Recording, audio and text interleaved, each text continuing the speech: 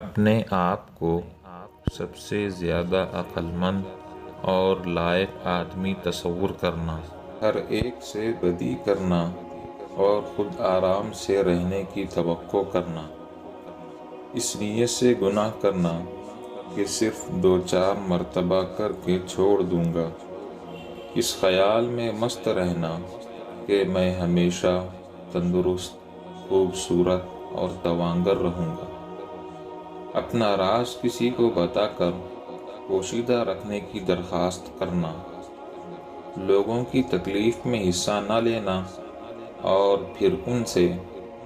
ہمدردی کی امید رکھنا، اپنے ماں باپ کی خدمت نہ کرنا اور اولاد سے اس کی توقع رکھنا، جو کام اپنے سے نہ ہو سکے اسے سب کے لیے ناممکن خیال کرنا۔